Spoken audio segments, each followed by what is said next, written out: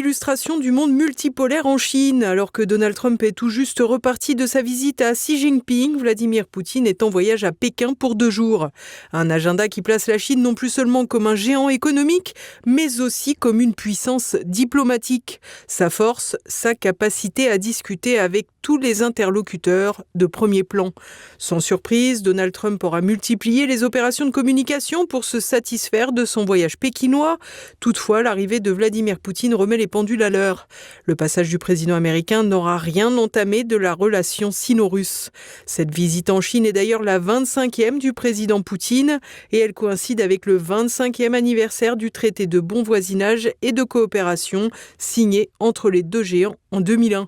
Une occasion pour les deux dirigeants de conclure une déclaration commune pour renforcer encore le partenariat nombreux.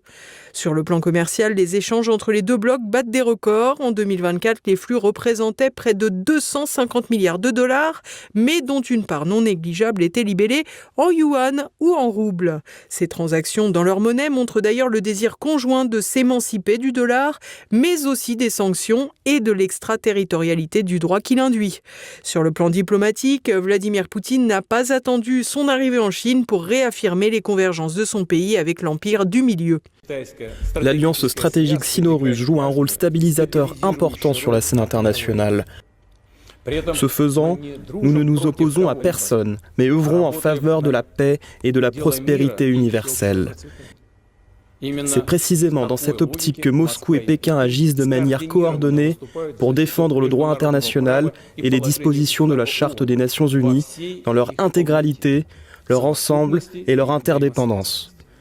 Nous soutenons une coopération active au sein de l'ONU, de l'Organisation de coopération de Shanghai, des BRICS et d'autres structures multilatérales en apportant une contribution significative à la résolution des problèmes urgents, tant mondiaux que régionaux.